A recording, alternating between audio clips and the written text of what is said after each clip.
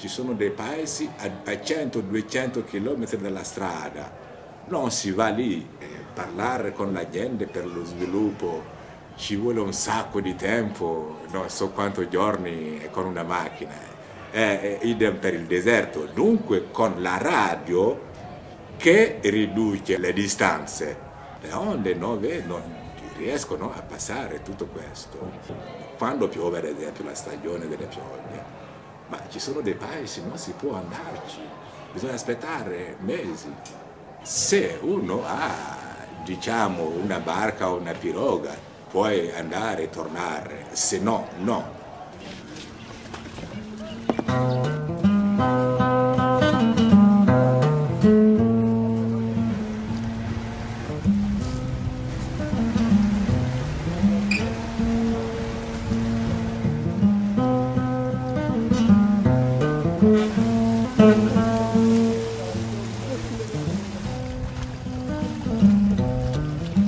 Niger is the third biggest African river, and it runs through Niger, Guinea, for almost 4,000 kilometers, 1,700 of which are in Mali.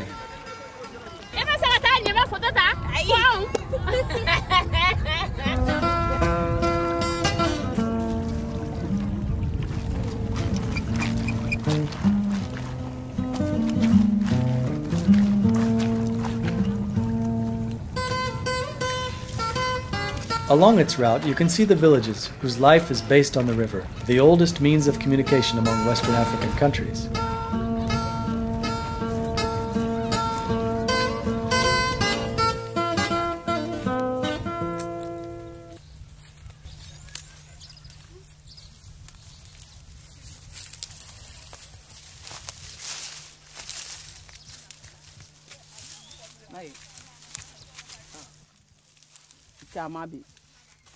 For several years, Niger's long banks have provided support for dozens of villages, being the most fertile part of the country and the easiest to cultivate. The Niger River, that has always been the safest route of communication and transport, a vital flow for most of Western Africa, is about to stop.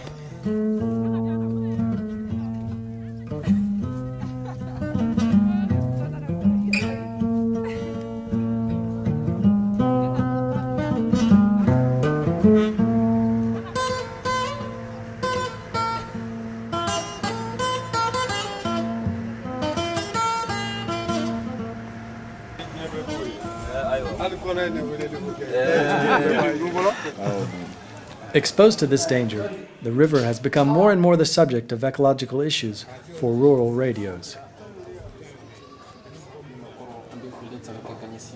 On the way to Nyamina, in the Kulukoro region, the journalist Ibrahim Kote, who works on one of the radio stations, is gathering voices of protest.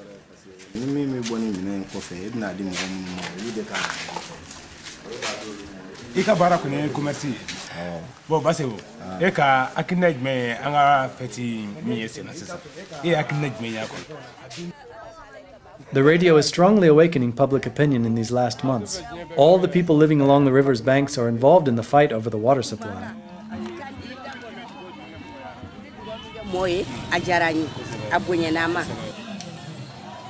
The naked roots of the trees dramatically demonstrate the signs of erosion. Sand sucked in by the water slows down the river's flow. The riverbed gets silted up, and water eats away at the banks, sweeping everything away.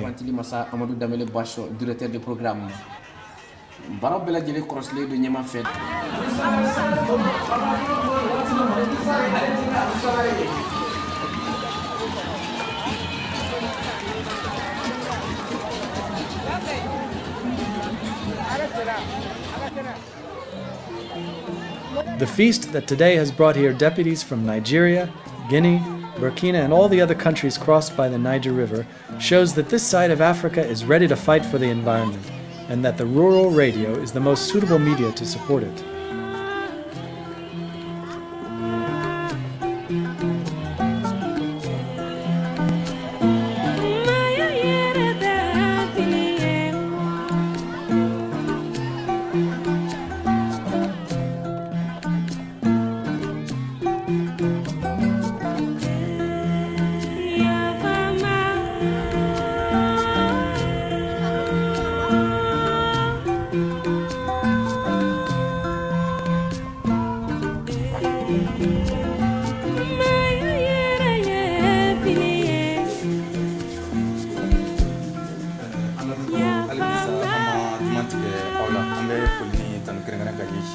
We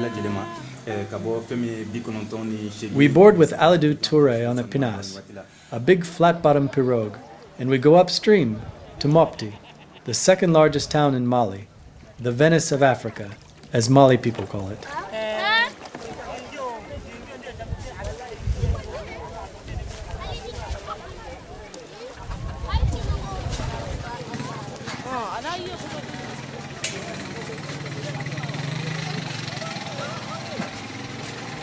At the market, on the highest part of the bank, salt slabs coming on caravans from 700 kilometers north of Timbuktu are cut and weighed by Tuareg traders.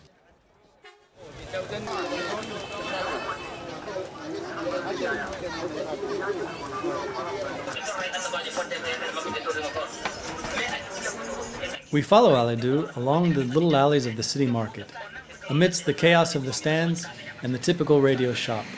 Just the time to say hi to his colleague, and off Alidou goes to Radio Mopti to start his working day. This is the biggest radio we have come across so far, and today all of its 7 technicians and journalists are in action. Oui, je disais, lui, il s'appelle Tidjani Adjaouerkoy. Il est technicien en stage, il est stagiaire à la radio Djamana de Mopti ici. Et moi, je m'appelle Halidou Touré, je suis animateur technicien. L'équipe de la radio Djamana de Mopti, d'ailleurs, vous souhaite la bienvenue parmi nous ici. Soyez les bienvenus. Au bismillah.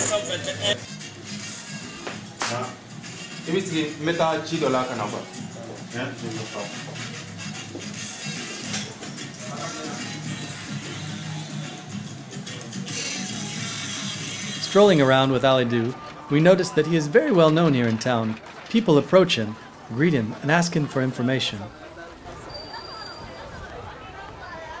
Il passo tra un artista e un animatore produttore della radio e della televisione, il passo è piccolissimo. La radio è l'animazione e l'animazione è animare e dare l'anima. E dunque bisogna avere proprio un comportamento d'artista per dare l'anima. Today, Alidou has to really put his soul into it. He has to coordinate the radio links of the day. The entire radio staff is following the meeting between the President of Ghana and the President of Mali, welcomed to the city of Mopti.